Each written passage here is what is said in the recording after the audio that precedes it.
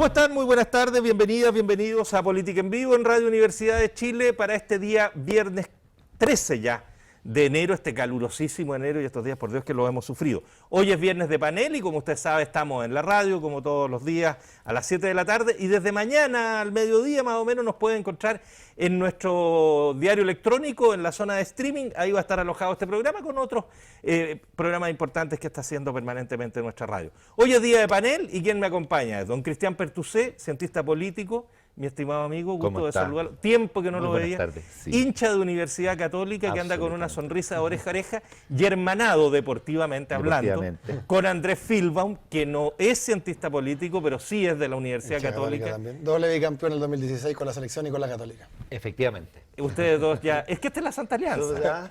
Todo lo demás es lo mismo. No, fíjese, fue. Hace poco leí que hubo 9 jugadores en todo el mundo que ganaron 4 títulos el 2016. 5 de ellos eran chilenos, 3 de ellos de Católica. Fuenzalía, Castillo y Toseli. Bueno, las estadísticas dan para todo, señor Filbaum. Filbaum está haciendo una. Esto es como. Ya está bien. Está bien. Ronaldo era otro de ellos. Es como algunos precandidatos. Lo voy a poner en mi. Eso es como algunos precandidatos que dicen: mira, no, pues si yo en la quinta de Tilcoco tengo una base de apoyo tremenda. Y por supuesto está Álvaro Castañón. Álvaro, bienvenido. De fútbol no hablamos mucho nosotros. No tanto. Yo soy de la Chile, así que prefiero pasar de la conversación en esto. Álvaro Castañón, abogado, ex integrante de la Comisión Engels. Queridos amigos, yo les quería proponer primero, tú Andrés querías poner un tema, antes de ir a uno que yo les quería proponer, que fíjate que pasan medio inadvertidos. Yo creo que hay dos profundamente importantes que se están viendo en este momento. Uno tiene que ver con el tema del agua, que se aprobó una reforma al actual Código de Agua en la Cámara de Diputados, pero ahora está, digamos que no en la cocina, pero está como en el repostero, en la antesala de la cocina del Senado y con bastante preocupación de qué va a salir de allí. Y otro tema que tú señalabas, Andrés, es el del Transantiago, que se están reviendo o planteando una nueva licitación para los próximos 10 años, y eso en realidad es un tema que pasa muy por el costado. Si tú nos puedes contar un poquito más, porque es un tema que vale la pena ponerlo sobre la mesa. Andrés Filbaum. De las 7 empresas que operan el Transantiago, que operan los buses directamente, este año se renueva la concesión de 4 de ellas, que de hecho se van a entregar a 6. Y por lo tanto era una posibilidad para poder redefinir varios de los elementos más críticos del sistema. Y desde ese punto de vista, al menos yo soy bien crítico de lo que finalmente se hace. Hay varias mejoras pequeñas que son indiscutiblemente mejorar, por ejemplo, la calidad de los buses, sacar las escaleras de los buses, poner más asientos acolchados o aislar a los choferes de manera que no los puedan asaltar, o bueno, ya no los pueden asaltar, pero muchas veces igual les pegan o cuestiones del estilo. Agreden. Entonces esas cosas indudablemente son mejoras. Sin embargo, los temas más importantes del sistema de transporte público, como son la tarifa, como son las condiciones laborales de los trabajadores y como es el tema de la congestión, lo cual tiene que ver, por ejemplo, con la regulación al uso del auto, son temas que finalmente pasan colados y que se mantienen intocables dentro de la nueva licitación. Desde ese punto de vista uno puede imaginarse que, claro, que de aquí a 5 años más el sistema de transporte público, en comparación con cómo está hoy día, va a estar un poquito mejor, pero que sin embargo que se perpetúe, que cada vez tenemos menos transporte público, más transporte privado, por lo tanto mayores tiempos de espera y más congestión es algo que se va a seguir agravando, la tarifa va a seguir aumentando según lo que ocurre con esta licitación y quizás lo más grave, que ayer justamente hubo un seminario en el cual el Ministerio presentó la licitación y los sindicatos de trabajadores fueron especialmente críticos porque los problemas de jornadas laborales extenuantes, los problemas de subcontratación y por lo tanto los problemas de flexibilidad laboral se van a mantener. Recordemos que hace un par de años incluso un chofer de Transantiago se quemó a lo bonzo para denunciar las malas condiciones laborales y lamentablemente eso se va a perpetuar con esta nueva licitación y desde ese punto de vista es definitivamente una oportunidad perdida para haber hecho un giro importante respecto a las políticas de transporte en la capital. Ahora, el tema claro, la frecuencia y la regularidad son los temas brutales del Transantiago que son los que han provocado los problemas mayores en nuestra capital. Hay una, no sé qué les parece, Cristian, Álvaro. Algo chico, teóricamente eso es algo que también debiese mejorar con las nuevas bases en todo caso. O sea, supuestamente al menos van a haber... Pero para mejorar necesitas paradero exclusivo, necesitas vías exclusivas, necesitas corredores. Sí, no con base de licitación tú podés poner andes más rápido, pero los promedios Estoy de acuerdo, por eso es que no puede cambiar mucho. O sea, uno puede decir que haya más frecuencia, pero si no hay vía exclusiva, Claro. cualquier auto averiado impide que pueda mantener la frecuencia, digamos.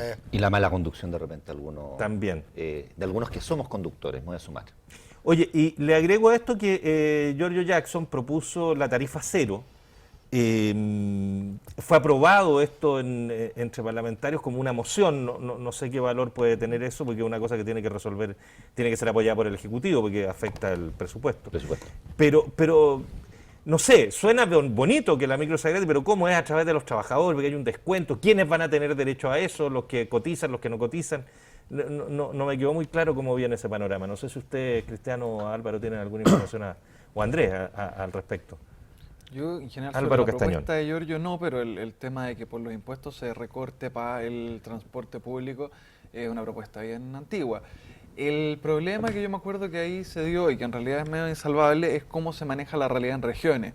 En el fondo, nuevamente, va a estar generando una reforma tributaria muy amplia para financiar el transporte en Santiago. Yo soy más partidario de la propuesta que en su momento hizo Eduardo Frei de que acá el Estado se tiene que hacer cargo, un poco como lo hace con Metro, de meter la mano y tratar de controlar un poco a los privados. Pero por sobre todo yo creo que lo llamativo de esta nueva licitación es que no corrige los errores que ha tenido el Transantiago, la administración del Transantiago, todas las veces anteriores tratando de agregar mejoras que significan un gasto de plata horrible y que de verdad no tiene las salvaguardas para que puedan ser exitosas o se puedan manejar bien. Hoy día uno de los problemas que dice el Ministerio de Transporte es que en la noche o en la tarde los buses andan vacíos y no paran. O sea, hacen la ruta, andan circulando, los GPS los detectan, pero no paran. O sea, Claro. eso ya es chantería máxima y eso también es cosa de poner un poco más de fiscalizadores porque se pusieron mucho ahínco en el tema de la evasión, pero en temas prácticos no se puso también ojo. En el gobierno de Piñera se cambiaron los colores de los buses, lo cual es un gasto de plata, se compraron buses que tienen puertas al lado opuesto para los futuros corredores y la realidad es que eso también genera un mal servicio. Yo personalmente soy muy fan del Transantiago, yo no creo que el Transantiago sea lento. A mí me funciona increíble porque hay unas aplicaciones que uno se mete el paradero, incluso te muestra un mapa, veis en cuánto rato viene el bus y manejando los tiempos, sonando muy condescendiente con el sistema, casi como Uber, porque te dicen 5 minutos llega, tú calculáis y llega. Pero a veces te dicen 25 minutos. El problema es que a veces te dicen 25 y el problema es que a veces también viene excesivamente lleno Claro. porque la operación es mala. O sea, hoy día que el sistema de GPS no funcione, cuando Uber tiene un sistema de GPS para controlar sus taxis que tú como usuario los puedes ver, es insólito. O sea, aquí hubo plata que desde Sonda hasta los operadores y el ministerio con sus medidas por tratar cada gobierno de parecer triunfador solucionando algo que no solucionó, se han echado demasiada plata. Y en temas prácticos, y ojo, prácticos, pero por muy chiquititos que suenen, mejorarían la visión del sistema, como que los buses tengan aire acondicionado. Hoy día se supone que van a ser 36 grados. El Ministerio de Transporte hace un tiempo atrás nos convencía de que eso era digno de Mónaco y no era posible, no existía la tecnología. Y esa fue la respuesta cuando empezaron a conversar sobre el aire acondicionado en el metro. Y se dieron También. cuenta que era una respuesta estúpida y ahora resulta que tenemos metro en el aire, tenemos Alguna aire línea. acondicionado en el metro. Alguna línea, la línea 2, la línea 3 no tienen, eso depende del carro. No, pues la 3, la 6 y la 3 ahora No, perdón, vienen la con, 2, la que va hacia con el aire norte. acondicionado como desde la puerta Sí. de la estación. Entonces nos convencen de cosas bien tontas cuando en realidad se sigue comprando también un modelo de buses, se le siguen generando especificaciones técnicas que producen fallas, como fueron las cuncunas, como fueron las puertas, como fueron el límite de velocidad que lo desactivaban si el bus partía o no partía con las puertas. O sea, todo eso genera un gasto que hace que el sistema sea bien irreparable y el principal problema, siento yo, que más allá de las bases de licitación, es que las bases hoy día para los empresarios también son una anécdota porque viene un gobierno y las cambia. Don Cristian Pertusé. Yo estaba pensando, cuando hablamos de esto, yo creo que es un tema muy técnico, además, donde no visualizamos claramente quién es el responsable. Y yo estaba pensando esto con el tema de toda la discusión que tenemos hoy día en la elección de las autoridades regionales. Hoy día, efectivamente, debería ser una autoridad regional, porque además estoy pensando, tú decías, es un problema de la región metropolitana, pero ojo, es un problema del área metropolitana, porque el problema de transporte que tienen en La AMPA, en Colina, que pagan un precio, porque esto es para el Transantiago metropolitano, y que incluye 2 comunas que no están en la región metropolitana, que son Puente Alto y San Bernardo nomás. El resto de las comunas, las personas para venir acá, Melipilla, Talagante, pagan valores Muchísima descomunales. plata, es carísimo. Descomunales, es carísimo. O sea, de repente conviene más venir de Viña que venir de las comunas rurales. Y yo que estaba pensando, fíjate que de alguna manera hay una nebulosa ¿De quién es el responsable de esto? Entre el Ministerio del Transporte, el gobierno, la Intendencia se tira, y no tenemos una autoridad de verdad que pueda ver esto, a la cual se le pueda de alguna manera hacer responsable, a la cual se le pueda, que tenga competencias, lo que estamos hablando, las vías exclusivas, de la restricción o no o más restricciones al tráfico de automóviles. O sea, hay una serie de cuestiones, o si es tarifa cero o no para que pudiese ser, y cómo se hace eso, digamos, para que sea cero. Pero, ¿qué autoridad es la responsable? Bueno, fíjate que, y ahí estoy pensando en la elección de los el Estado, de los gobiernos la modernización regionales. del Estado, el gran tema, otro de los grandes temas pendientes en nuestro país, ¿no? Sin competencia, o sea, que queremos elegir intendentes, que le van a llamar gobernadores, pero sin competencia. Ahí tiene una competencia clarísima. Pero se supone que están en eso normando las competencias, las dos leyes que hay ahora.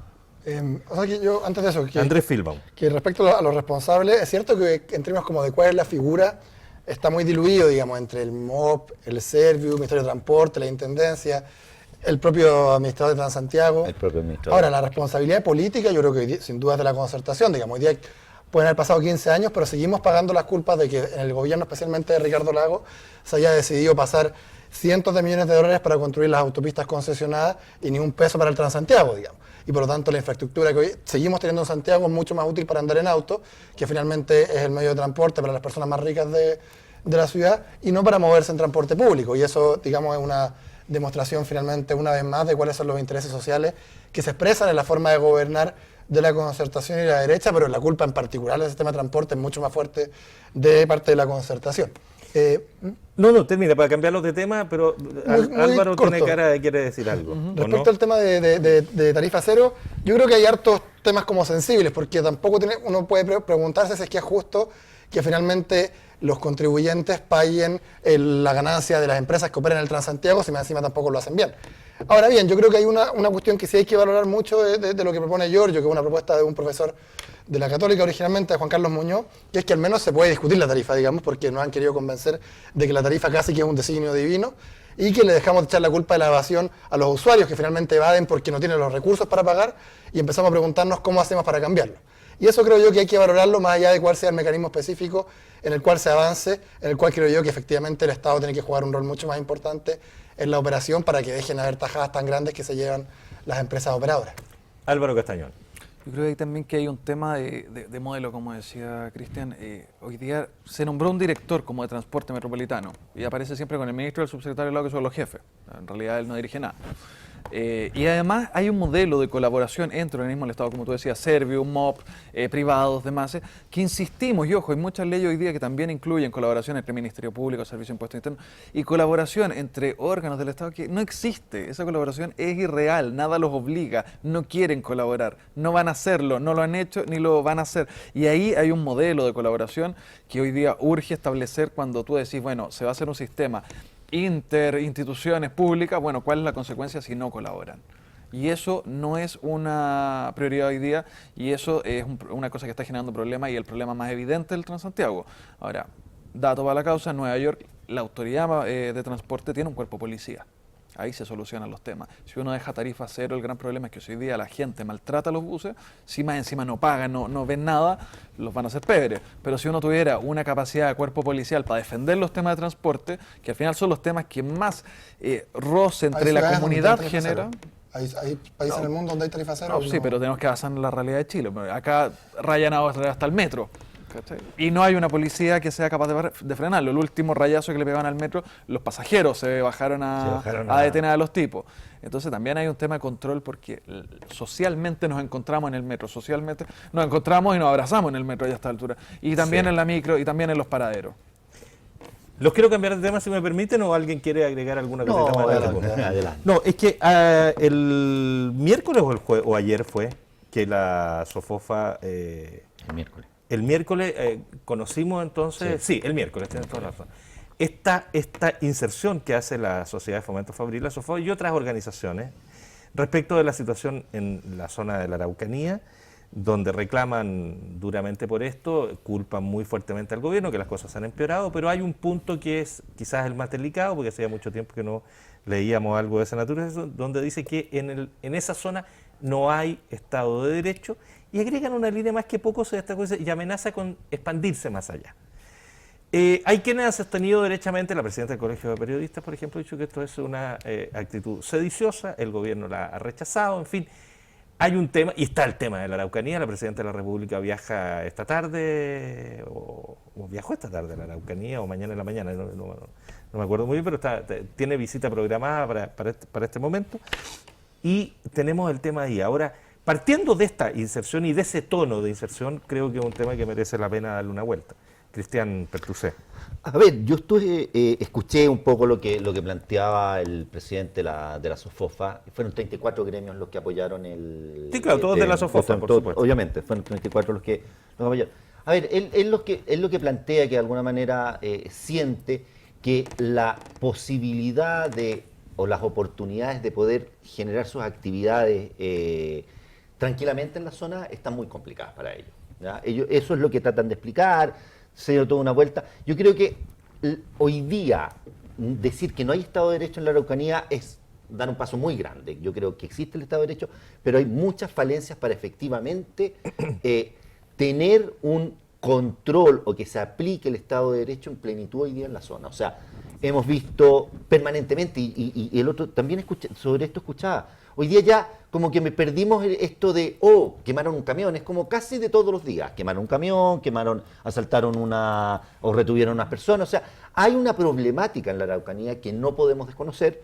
Decir que no hay Estado de Derecho, porque de alguna manera, pensando en la Machi Linconao, estuvo detenida hasta que la Corte de Apelaciones le dio el arresto domiciliario. Prisión ¿no? preventiva de 9 meses. Sí, no, por eso digo. O sea, si uno no puede ir tan allá, vemos una fuerza policial muy fuerte en la Araucanía que llega a dar temor, pero claramente hay ciertos límites que se están pasando de cierta fuerza, y yo creo que ahí tenemos que empezar a pensar cómo aplicar bien el Estado de Derecho, además, o todas las normas, ¿ya? Que se tienen que aplicar sobre la ciudadanía, porque no podemos desconocer que hay un conflicto, ¿ya? Y eso sí existe, y sí hay personas que sienten vulnerados sus derechos, ¿ya? Eso es lo que yo diría para empezar, digamos, sobre esto. Andrés Filbón. A mí me parece que cuando ellos hacen esa declaración tan rimbombante, lo que están pidiendo finalmente la posición del Estado sea aún más favorable a los grandes terratenientes de la zona, y por lo tanto más represiva hacia los mapuches, digamos. Eso es lo que están pidiendo en castellano, digamos.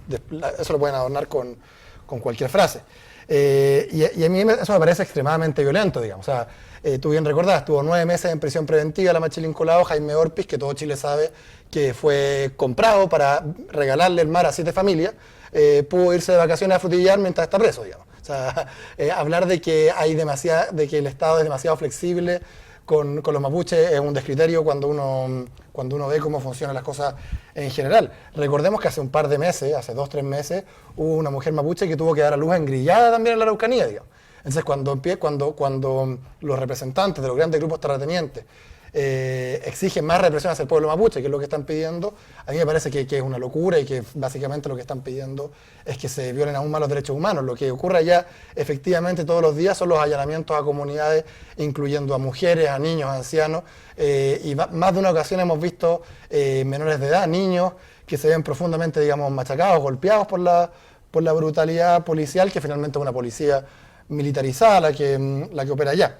Creo que la SOFOFA finalmente lo que está haciendo es representar a su miembro. Recordemos que allá hay, no recuerdo exactamente, 2, 3, 4 familias que son más dueñas que si es que uno suma lo que tiene el Estado chileno con las comunidades mapuches en la zona. Entonces, digamos, eso es lo que están jugando ellos, es defender a los grandes terratenientes. Y bueno, yo creo que hay que recordar que Chile supuestamente hace 300 años que salió de la colonia, digamos. No tenemos por qué seguir defendiendo a los hacendados. Don Álvaro Castañón.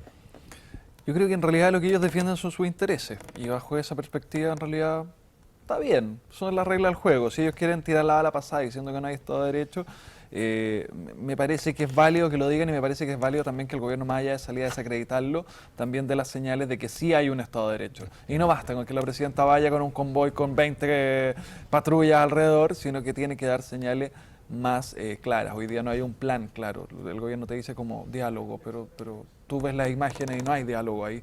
Ves las mesas, y las mesas no representan a todas las comunidades mapuches, y me da la sensación de que hasta el mapeo que se está haciendo está súper reñido entre lo político y la inoperancia de hacer un buen mapeo. Entonces creo que más allá de que no haya Estado de Derecho hay un conflicto, y una zona en conflicto obviamente va a molestar a los empresarios porque no pueden poner 5 mol y 4 plantas de procesamiento de algo. Entonces ahí no hay ninguna novedad, yo no me aterrorizaría por eso, me aterrorizaría más por la incapacidad del gobierno actual y anterior de realmente generar un mapeo y un diagnóstico de cuál es la situación. Y eso es lo que yo espero ver en el debate presidencial que viene, de que de verdad más allá de diálogo digan qué van a hacer. Un punto que les agrego en este tema, porque hay como dos visiones respecto del tema de la Araucanía. Uno que mira el asunto como un tema de seguridad pública y que tiene que resolverse en términos de seguridad pública, es decir, con policía, con represión, legítima o ilegítima, digamos, represión en algún sentido. Y otros que te dicen, este es un tema político, histórico y de Estado, y que tiene que tener solución política. Eso no significa no hacer imperar la ley, evidentemente que la ley tiene que imperar, pero la solución no está por hacer prevalecer simplemente la seguridad pública, sino que tiene que tener una respuesta política adecuada. Y en esas dos márgenes parece que todavía no se logra establecer un plan razonable y eficiente finalmente para un conflicto que se ve que va cada vez peor, eso no cabe duda tampoco. Cristian Pertusé. A ver, yo creo que es un conflicto claramente político, histórico y cultural. Hay un tema cultural de como sociedad que tenemos que enfrentar, que tiene que ver con la aceptación de las etnias originarias y hay un tema importante en ese aspecto. Pero desafortunadamente también tenemos que enfrentarlo desde el plano de la seguridad pública. O sea, no podemos cerrar los ojos a que hay conflictos violentos, ¿ya? Ha muerto gente, ¿ya? Y tenemos que enfrentarlos desde ese punto. Pero claramente para solucionar el conflicto es histórico, político, cultural. El tema de seguridad es un tema paliativo para que el Estado de Derecho opere en el territorio. Y yo no lo veo como un tema, y ahí difiero completamente de Andrés, no es un tema de más represión a los mapuches. O sea, recordemos que han habido personas que han sido detenidas y que no son de la etnia mapuche, ¿cierto? Porque han estado participando, instigando. Entonces, no es un tema, yo aquí no lo veo, yo creo que ahí tener un discurso como están reprimiendo a los mapuches, no, se está enfrentando un conflicto cultural de este país, donde claramente a lo mejor hay una etnia que podría decir, pero no es toda la etnia tampoco, no son todos los mapuches los reprimidos. Hay, como decía muy bien Álvaro, hay grupos que están participando en las mesas de diálogo, que tienen otros diagnósticos, que tienen otras visiones y que tienen otra forma de cómo quieren enfrentar yo diría, esta nueva asociación como comunidad. Y además hoy día no solamente está en la Araucanía, recordemos que esta parte de Arauco, que es de la región del Biobío, y se está entendiendo también algunas zonas en la región de los ríos. O sea, es un tema por eso mucho más que también territorial, es cultural, digamos, y ahí histórico y cultural, y lo tenemos que enfrentar desde ese punto. Andrés Filbau. A ver, yo sin duda creo que es un tema, que se nos acaba creo que es un tema primer bloque. político, pero creo que, o sea, uno podría argumentar que podría ser un tema paliativo, pero llevamos 200 años con un método paliativo de doctrina de seguridad nacional, digamos, desde la pacificación de la Araucanía, que la forma que tiene el Estado chileno de intentar resolver, entre comillas, el conflicto con los mapuches es con ejército, con policía militarizada, digamos. A los mapuches se les pide que sean o chilenos finalmente, o sea, que renuncien a su forma de vida, o que sean un fósil viviente para que vivan en un museo, y por eso podemos ponerle muchos nombres en Mapudungún a muchas calles, pero finalmente la posibilidad de que ellos vean de qué manera van adaptando sus formas tradicionales de vida al siglo XXI, donde obviamente uno no espera, digamos, que sean pétreos, como ninguna cultura lo es, está prohibido básicamente. Está prohibido porque en el lugar en el que lo hacen se quieren poner papeleras, se quieren poner forestales, y entonces finalmente llega la policía militarizada para echarlos de allí. Y a mí me parece que eso no es una forma de resolverlo en términos políticos. Yo creo que hay solución política que requiere diálogo, pero por sobre todo requiere disposición a entregar tierras y a permitir que ellos vivan su vida de la manera en la cual lo crean más adecuado. Don Álvaro Castañón. Yo estoy de acuerdo mucho con eso, pero también creo que cuando una persona Con mata a eso, con otra, lo que dijo con lo que dijo Andrés Filbau. pero creo que cuando una persona mata a otra se tiene que ir preso. Sí, sin Y duda. cuando se va Sin preso, duda. de ahí ya no pueden haber protestas o excepciones. Sí creo que evidentemente hoy día los jueces también están en una situación de exacerbar las medidas y se están yendo al chancho bajo el canon de que uno puede ver en los tribunales en Santiago, y eso está mal. Pero bueno, también hay una lógica detrás de todo esto. O sea, son cientos de años que hemos pasado de la flecha a los cañones, a las pistolas, a la metralleta, y esa lógica también hoy día la están tomando los mapuches. No es solo un tema ancestral, acá ya están también con armas combatiendo, y yo creo que lo triste para Chile es que en todos estos años a ninguna de nuestras lumbreras se le haya ocurrido una solución. Hagamos una pausa después a ver si encontramos una lumbrera que nos diga por dónde caminar. Hacemos una pausa en Radio Análisis. No, perdón, Política en Vivo. Ya eso sí que fue ancestral. Eso fue una ancestral. Política en Vivo y ya estamos de vuelta.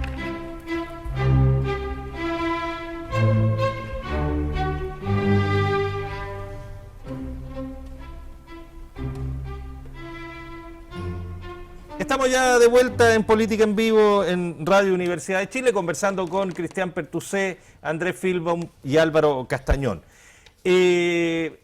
¿Cuánto vale el show? Podríamos decir, un viejo programa de la televisión chilena, porque entremos de lleno a la no le quiero decir farándula, no, puede ser, es muy brutal. Entremos de lleno al tema de las candidaturas, de los que suben. Más que está muy entretenido, no podemos negar que está muy entretenido. Absolutamente. Que las encuestas han ido colaborando abiertamente. Yo no sé, hay un guión.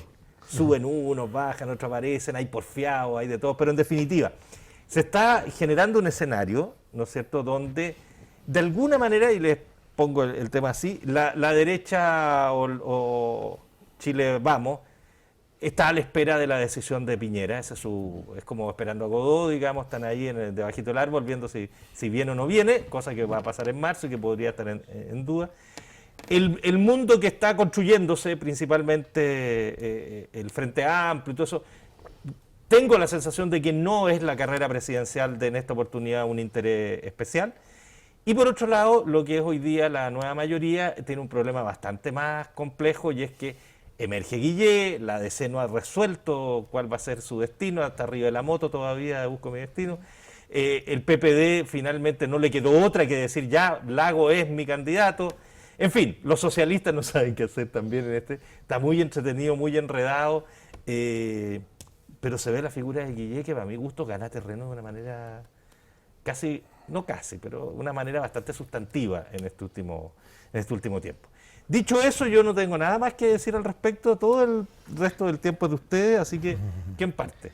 Voy a partir, ya que estoy Cristian a su lado. Pertusé. Bueno, el Frente Amplio se lo vamos a dejar a Andrés que nos cuente un poquitito. Pero ellos porque, quieren ¿eh?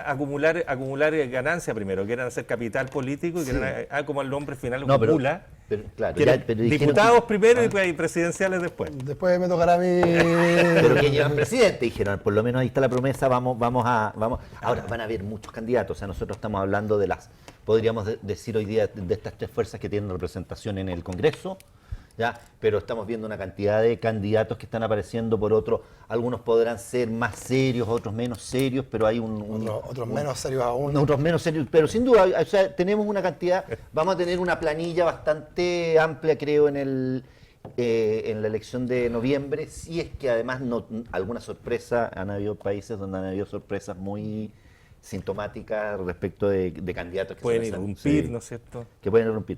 Ahora, respecto a lo que podríamos decir son las fuerzas con representación en el Congreso, voy a dejar al frente ahí a Andrés, pero sin duda yo creo que Guillé está posicionado, el tema es ver qué va a pasar con Lagos, el PS, ya hay una división en el PS, yo venía escuchando noticias, en la programación de mañana de Ricardo Lagos van a haber diputados y dirigentes del Partido Socialista. Y otros estuvieron con Guillé Y también. otros en su estuvieron con programación. Guillén anteriormente en la programación que hizo el Partido Radical. Entonces, aquí se está ordenando el naipe dentro de la nueva mayoría. Yo creo que, yo no sé si va a haber primaria dentro de la nueva mayoría, por lo que tú planteas. Guillén ha ido subiendo de manera muy fuerte y están muy estancados los otros candidatos. O sea, hacer una primaria en ese ámbito es como, podría ser un poquitito para movilizar a la gente, para tener un voto comprometido, que es lo mismo que podría pasar en Chile Vamos. Respecto a Chile Vamos, todos dependen de Piñera, seamos muy sinceros. Si Piñera dice, yo voy, yo creo que ni el Coto Sandón, ni ningún dirigente, quizás Kass, que dice, porque ellos están en una idea un poquitito también como de posicionarse más como partido, pero yo creo que al final va a ser, y Piñera ya además recordemos que está nombrado como el candidato del PRI.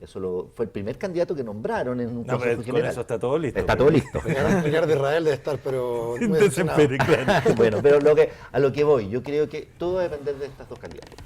Si estas candidaturas, lo de Guillé yo creo que está muy sostenido, se ve bastante bien, o sea, las diferentes encuestas que tenemos semanalmente, mensualmente, y el oráculo de las encuestas, el CEP, lo muestran un candidato totalmente sostenido en el tiempo, y yo creo que de aquí, recordemos que se tienen que inscribir en abril las candidaturas para las primarias, entonces de aquí a abril yo creo que si no hay una sorpresa grande, lo más probable es que no tengamos primaria, porque o que hagamos una primaria, que haga la nueva mayoría una primaria como lo hizo con Michelle Bachelet, Orrego, Velasco, que todos sabíamos que iba a pasar. Y por el lado del Chile Vamos lo mismo. Todo depende ¿Te puedo de hacer una marzo. pregunta, Sí. Cristian?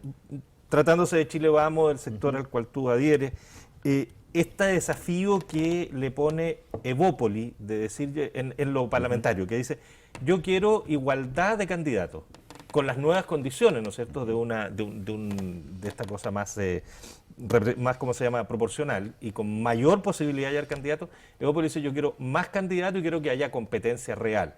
Mientras Renovación Nacional y la UDI, más fuertemente la UDI, digamos, y pues, particularmente la presidenta Rieselberghe, les dicen, no, aquí el que tiene más, lleva más. ¿Cómo ves tú que puede afectar eso, la lógica interna de Chile Vamos? A ver, partamos por un tema.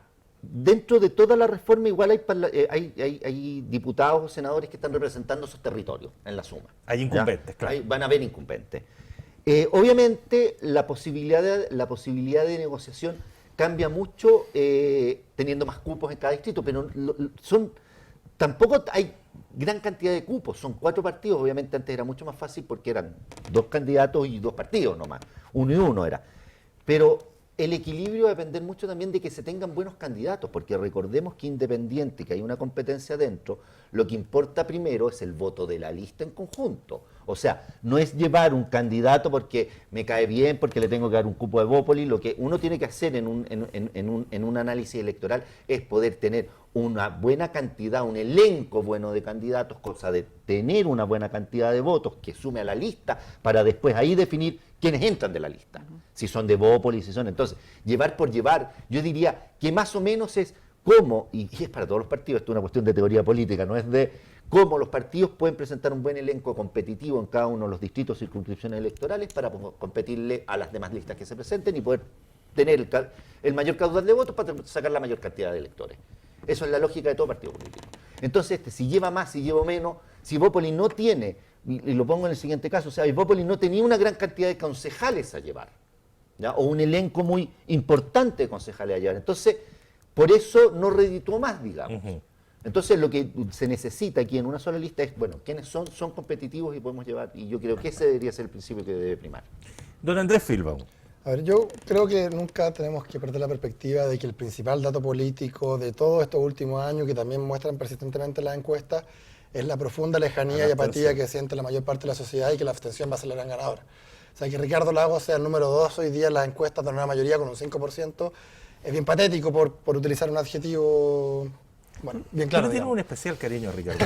Me he dado No, cuenta. pero que Alejandro Guillé hoy día diga está disparado en las encuestas porque llega un 20% tampoco, digamos. es Bueno, y una- Piñera tiene un 20 también. Y Piñera tiene un 20 también, digamos. O sea, es evidente que hoy día el principal dato es que para la mayor parte del país lo que está ocurriendo con las encuestas en los diarios, en el Parlamento y las elecciones es parte del mismo show que se viene repitiendo en los últimos 25 años y que finalmente nada les va a cambiar.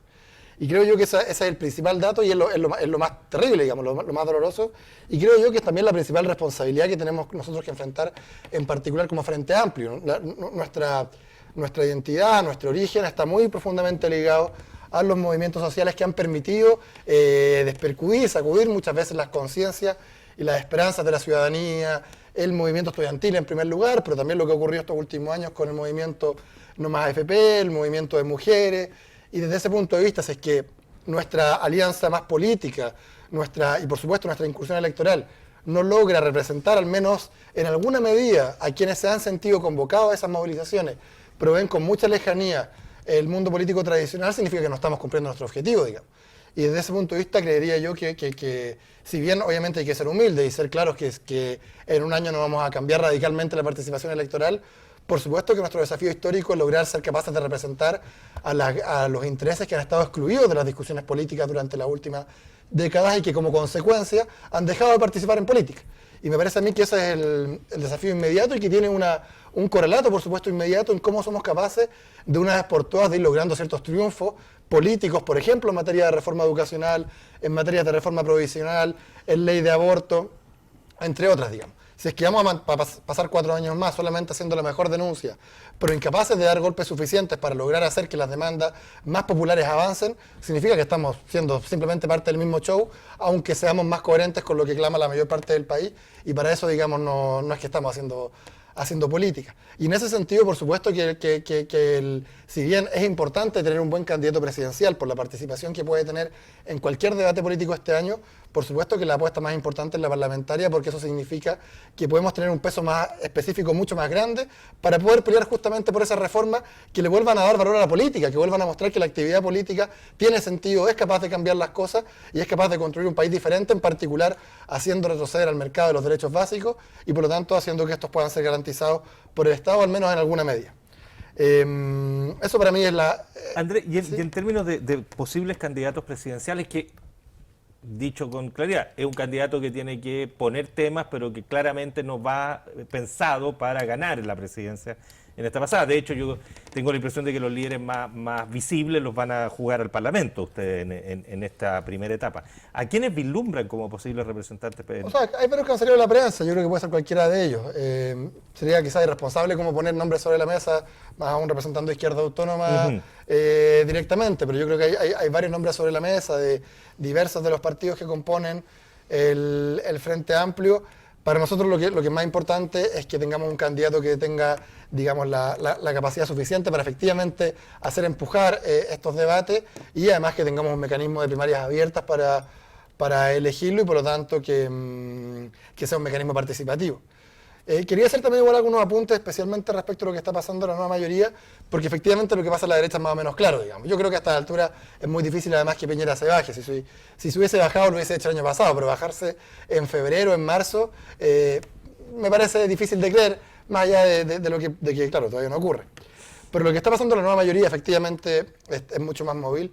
Para mí hay dos datos que son importantes. Por un lado, efectivamente cómo los conflictos internos empiezan ya a cruzar todos los partidos por dentro y desde ese punto de vista la lógica de partidos es cada vez más inútil para entender qué es lo que ocurre al interior de la concertación. Quizás la Democracia Cristiana y el PC son los únicos dos que todavía se pueden entender un poco más como partidos, pero intentar entender, insisto, esas dinámicas por la posición de los partidos ya tiene cada vez menos sentido y lo que ocurre son cada vez más camarillas, grupos de interés que se van peleando entre sí, pero muy poco proyecto colectivo, muy poco proyecto país. Ahora, respecto a Guille, que creo que por supuesto es importante discutir su nombre, porque cada vez parece más como una posibilidad de próximo presidente de Chile, hoy día mismo sacó la tercera sacaba una portada bien clara, que era que la cuña de Guille hay que llegar a acuerdos con la derecha en los temas más importantes. Y creo que esa es una señal que no se puede dejar pasar, porque si bien Guille se ha intentado levantar desde sus partidarios como el candidato de la ciudadanía, como el candidato que viene por fuera del mundo tradicional, porque se forjó en los medios de comunicación y no en los partidos políticos tradicionales, finalmente acá lo que uno, digamos, le importa no es la trayectoria personal del tipo, sino cuál va a ser su forma de gobernar. Y me parece que lo que dice Guille hoy día reafirma una vez más que se puede llamar nueva mayoría, se puede llamar concertación, puede tener el nombre que quiera para un próximo gobierno, pero finalmente los intereses que se están representando cuando ellos gobiernan son fundamentalmente los intereses de Luxich, los intereses de Ponce Lerú, los intereses de Angelini, los intereses de Pilar Armanet, rectora de la Universidad de las Américas, los intereses que han gobernado Chile en los últimos 25 años, y en ese sentido Guille no va a cambiar mucho las cosas. Don Álvaro Castañón. Bueno, yo partí diciendo que mal si le creemos las encuestas, considerando todo lo que ha pasado, pero sí las encuestas no lograron poner a Guillermo como opción, cosa que en realidad no hubiera pasado si no hubiera sido por la encuesta. Yo creo que ahí, sin caer en paranoia, yo creo que las encuestas han tenido pasos bien interesantes en los tiempos en los cuales las han sacado, en los contenidos en los cuales las han sacado, y puntualmente levantando a Guillermo, que tú decís como, ya, ¿qué está pasando acá? Entonces yo también creo que las encuestas por sí mismas hoy día no pueden reflejar una fotografía real de la sociedad, pero sí pueden influir. y en eso hay que tener ojo. En el lado de la derecha yo creo que las elecciones presidenciales pasadas nos dejó clarísimo que pueden cambiar de candidatos muchas veces en un muy corto periodo de tiempo. Y ya que tienen esa versatilidad, podría perfectamente pasar en este caso con Piñera, sobre todo si Piñera no se quisiera ¿Viste quemar. que no somos momios? Sí, buen punto. No, sobre todo si Piñera no se quisiera quemar porque emerge Guillermo como una figura casi como Bachelet en su primer gobierno, media mística e indestructible, y muy que deja mucha incertidumbre además en cuanto a su proyecto. Yo creo que la izquierda, el gran desafío que tiene es no levantar un candidato de los mismos de siempre. O sea, critican a la Concertación, a la derecha, a todo el mundo, pero salen como con un candidato tipo Arrate. Entonces, ¿en serio era lo mejor que tenían? Oye, Arrate, amigo mío. No, Arrate, pero en mío. el fondo el gran Político fuerte que hoy día tiene el movimiento de Giorgio Boric, todo este nuevo escenario, es que hay gente nueva. Entonces no podéis traer como candidato a uno de los que eran de los mismos de siempre, pero que se enojaban en algún punto con Lago, con Frey o con Elwin, y resulta que hicieron camino solo, lo trajeron y lo pusieron al frente. Yo creo que ahí sale mejor esperar y el día de mañana, por último, tirar a Boric, tirar a Giorgio o tirar a alguien que representa auténticamente lo que quiere como proyecto. Y la Concertación, por otro lado, tiene un problema feliz, tiene demasiados candidatos, pero pocas opciones, yo creo. Y Guillermo, que podría ser el candidato más viable, causa mucho temor porque en realidad el discurso que está tomando también, cuando se dijo que él no tenía contenido, tomó un discurso, y el discurso que tomó fue el mismo de Bachelet en su primer gobierno, un discurso ciudadano, y que él quiere levantar todo desde abajo, y que quiere construir las propuestas, y en realidad a mí me da la sensación latente de que los ciudadanos no queremos eso. Ya a esta altura queremos resolución, queremos decir no más FP y que un gobierno lo implemente. Queremos una constitución nueva y que se implemente. Queremos una reforma educacional que alguien la entienda y que alguien la entienda y la implemente. Y eso Guillermo no lo está entendiendo y está yendo de nuevo a pensar que en 4 años va a levantar todos los contenidos de Chile, va a seguir haciendo ejercicios de participación que no van para ningún lado. Yo me acuerdo mucho que conversábamos sobre los encuentros locales de la Constitución. Me acuerdo. Me tocó ver ayer unos fragmentos de base de datos y las preguntas abiertas era como, ¿qué esperas tú respecto de derecho de ver en la Constitución? Decía como que la Constitución se respete y cumpla. Bueno, tenía ahí una respuesta basura. Porque sacamos a Pinochet justamente para ir en esa línea y queremos una nueva constitución justamente para seguir en esa línea. Entonces esos ejercicios de participación mal hechos son peligrosos y nos hacen perder tiempo. Yo creo que 4 años de Guillermo que haga lo mismo nos puede terminar dejando peor parados de lo que... ¿Y qué puede hacer algo distinto, Álvaro? Les pregunto a los tres. Nos quedan 4 minutos, 5 minutos. Lagos, Insulza, personas que son capaces de articular una solución desde lo político. Y ahí es lo importante, dijo Guillermo, de hay que llegar a acuerdos con la derecha para articular esa Álvaro solución. Castañón Pero habla. Guillermo, objetivamente la capacidad de articulación hoy día, como tiene por un lado a Lagos, por el otro Insulza, y a la DC por ahí dándose vuelta, sin apoyarlo y más bien criticando a Guillermo, no tiene esa capacidad de generar los acuerdos. Yo creería que... Andrés Filmo. A ver, yo creería que las transformaciones que nosotros queremos impulsar, efectivamente, el Frente Amplio todavía tiene mucho más por madurar en términos internos y por sobre todo en términos de organización social. Y de construcción de proyectos, ¿no? Y También. pues, sin lugar a dudas, digamos, sin lugar a dudas, y que son cuestiones que se forjan al calor de la historia, digamos, que no es un ejercicio meramente intelectual. Y por lo tanto, digamos, yo creería que en los próximos 4 años hay muchos desafíos. Ahora bien, yo creo que hay un mito respecto a Lagos. O sea, si uno ve lo que ha hecho Lagos desde que se proclamó, ha sido costalazo tras costalazo tras costalazo, digamos. Entonces, esta supuesta gran capacidad articuladora que tiene, a mí me da la sensación de que este vacío político que se consolidó con el gobierno de Michelle Bachelet, pero que viene en parte desde el gobierno de Piñera, y recordemos que Piñera perdió totalmente el control de la agenda, más o menos en su segundo o tercer año de gobierno, va a seguir presente durante un próximo gobierno, sea quien gobierne, digamos, aunque llegue Lagos, que pareciera ser el gran salvador para los que creen en la política como una actividad casi profesional, digamos. Y es que justamente el problema es que, por un lado, la política no es solamente un tema como de saber gestionarla, sino que tiene que ver, por sobre todo, cómo uno es capaz de conectarse con el país real, digamos, y además porque los partidos políticos tradicionales están destrozados por dentro, digamos. Y por lo tanto, la capacidad de orden que tenían anteriormente ya simplemente no la tienen, ya son simplemente peleas de poder interna, se acostumbraron a entender al Estado como un botín para repartirse cargos públicos y no como el organismo que finalmente conduce políticamente al país hacia donde quiera avanzar. Y bajo ese paradigma, que es el que ya se instaló, creo yo, irreversiblemente, tanto en la derecha como en la Concertación, me parece a mí que el vacío político va a seguir avanzando. Yo lo que le tengo más temor es a un populismo nacionalista, xenófobo, derechista, Que no en surja un Chile, Trump. claro, que en Chile pareciera no aparecer todavía tan claramente, pero que digamos, en términos como de estructuras sociales, lo que está ocurriendo en Chile no es tan distinto a lo que ha ocurrido en muchos países, que no solamente Estados Unidos, también pasó en Austria, también está pasando en Francia. Y desde ese punto de vista creo que la urgencia para lo que estamos haciendo en el Frente Amplio se vuelve aún mayor. Cristian Pertusé. Mira, pensaba, ¿quién es esa mejor persona para...? Yo voy a volver a una cuestión. Yo creo que aquí no es una cuestión de personas, no es una cuestión tampoco de imponer una visión. Yo de repente cuando escucho a Andrés, como de imponer, tenemos que lograr estos cambios, hacer retroceder el mercado. Yo creo que una sociedad es diversa, hay una variopinta visión de muchas cosas y yo creo que no podemos buscar un superhombre y lo que tenemos que empezar a pensar de verdad para lograr los cambios a la Constitución que a lo mejor necesitamos, para mejorar a lo mejor el sistema de pensiones. Yo no me voy a poner aquí el eslogan de no más FP. ¿Cómo mejoramos el sistema? ¿Cómo mejoramos cómo logramos tener representantes efectivamente, un sistema político que obedezca o que a las lógicas de... Porque nosotros decimos aquí representar a la ciudadanía. Ojo, aquí hablamos de la Constitución, pero ya no es un tema para la ciudadanía el cambio de la Constitución si nosotros vemos las últimas evaluaciones. Pasó a ser un tema menor en términos generales. Pero eso es... Ya, Pero no me voy a meter. pero Prometí aquí no es lo que meterme. aquí es lo que voy, yo creo, de nuevo. Donde nosotros deberíamos hoy día apuntar, más allá de esta elección presidencial, es cómo cambiamos nuestro sistema, nuestro régimen político, yo lo he dicho varias veces y voy a volver a decirlo, donde tengamos efectivamente un parlamento, donde ese parlamento, un sistema, a mí me gusta el sistema parlamentario, pueda ir escuchando y permitiendo canalizar las inquietudes de la población y canalizar las inquietudes diversas que existen. Porque yo no veo una sociedad sin mercado, Andrés sí la ve, ¿ya? Pero sí puedo ceder en ciertos aspectos y yo creo que también Andrés tendrá que ceder en ciertos aspectos. Y eso yo creo que se logra mucho mejor en un sistema político parlamentario que un sistema político presidencial donde tenemos un superhombre o una supermujer que trata de dirigir a los titiriteros los destinos de todos los chilenos. Lamentablemente se nos terminó el tiempo. ¿Algo más que decir así en 10 segundos? Yo solo Álvaro que Castañón. a mí me genera mucho ruido que la izquierda hable tanto de los movimientos sociales, que se haya ido la agenda de los poderes fácticos y todo el cuento, cuando en realidad tampoco son capaces de meter el gol. O sea, los poderes sociales están, pero no los dirige la izquierda. Y yo creo que ahí hay algo peligroso que se está generando en términos de expectativas. 10 segundos, Andrés Filbo.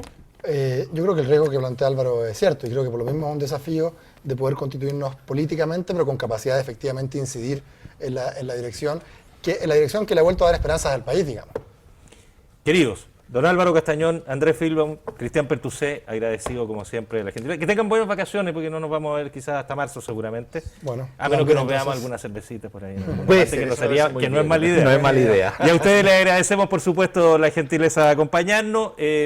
Como ya sabe, a partir de mañana, mediodía más o menos, pueden encontrar este programa en nuestro diario electrónico en formato de televisión. Un gusto, que tengan un muy buen fin de semana. Nosotros nos reencontramos el lunes. Buenas tardes.